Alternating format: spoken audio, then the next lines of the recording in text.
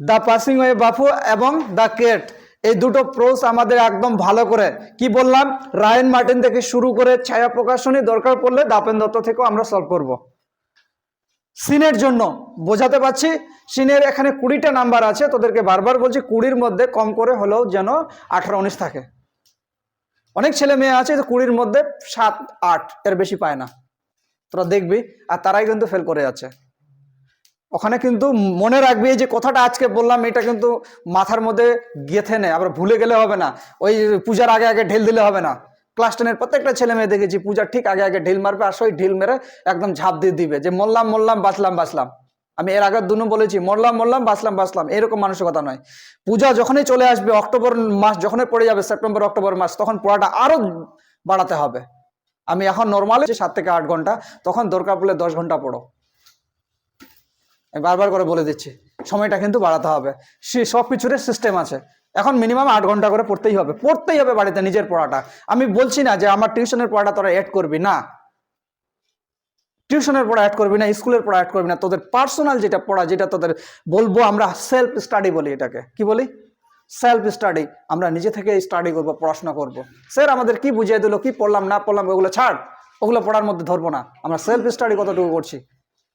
অনেক ছেলে মেয়ে আছে যখন চাকরির জন্য প্রিপারেশন নেয়, ওই পড়াটা আলাদা, আর যখন সেলফ স্টাডি করে সেটা পড়া আলাদা। তো সেলফ স্টাডিকে গুরুত্ব দিতে হবে প্রত্যেককেই। আমি বলে দিচ্ছি, যত বড় ক্লাসে উঠবি, সেলফ স্টাডির গুরুত্ব কত সেটা বুঝতে পারবি। তোরা টিউশনে আসে যেখানে ওখানে ঘোরাঘুরি না করে, যেমন অঙ্কুশ একটা ভালো ছেলে, তোরা জানিস সে ভালো পড়াশোনা করে, রাখি ভালো মেয়ে পড়াশোনা করে, তামান্না, নুরশিলা, এরা সবাই ভালো পড়াশোনা করে। তোরা যারা একটু দুর্বল আছিস, দেখা গেল একটা অঙ্ক আমি বোর্ডে করিয়ে দিলাম, তো করার পরে অঙ্কটা হয়তো দেখা গেল তো কেউ হয়তো বুঝতে পারিস নি, এমনও থাকতে পারে।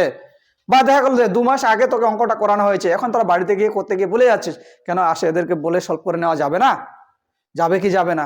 এরা যদি সলভ করে না দেয়, তারপরে আমাকে জানাবে কিভাবে লাঠি চালাতে হয়। একটা কথা মনে রাখবি যে একটা যদি ধাঁধা জিজ্ঞাসা করি, তাহলে তোরা উত্তর কি আসবে, যে কি জিনিস দিলে বাড়ে? একমাত্র বিদ্যা, শিক্ষা। যখনই রাখি তুই একটা ছেলে মেয়েকে বুঝাতে যাবি কিনা, তখন তোর ওই সম্পর্কে ভালো ডেপথ না থাকলে তুই বুঝাতে পারবি না। তার মানে কি, তুই তখন মনে হবে যে ইস আর একটু ভালো করে হলে ভালো করে বুঝাতে পারবো, আর নাহলে বলবি আমি বুঝাতে পারবো না, কারণ তোর ওর বিষয় দখল নাই। আর দখল থাকলে তুই ভালো করে বুঝাবি, আর দখলটা তখন হবে তুই ভালো করে পড়বি। পোয়েট্রিতে যাব, কবিতা।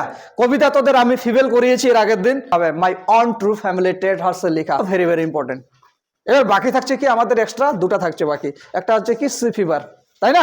C fever. আমাদের যারা ভালো ভালো স্টুডেন্ট আছিস, তোরা যদি মনে করিস যে এই 4টে আমরা পড়বো, তার পাশাপাশি আমাদের অপশনাল হিসাবে কি কি থাকলো, সি ফিভার আর ফাদার সেল। বুঝতে পারলাম? তুমি বলতে পারবি না কিন্তু যে আমাদের এটা বলে দেওয়া হয়নি, ঠিক আছে? সি ফিভার, ফাদার সেল, যারা একদম ভালো স্টুডেন্ট, তোরা যদি এই 4টা কমপ্লিট হয়ে যায়, তাহলে তোরাও পড়বি। আমরা এটা অপশন হিসাবে রাখবো, কি রাখবো, ফাদার সেলফ আর সি ফিভার। কিন্তু আমাদের মেন টার্গেট ফোকাস থাকবে এই 4টার প্রতি। এই 4টা ধরে আমরা সিন আনসিন পেয়ে যাবো কমন। যা, যদি কমন না পড়ে পাস, তারপরে আমাকে বলিস।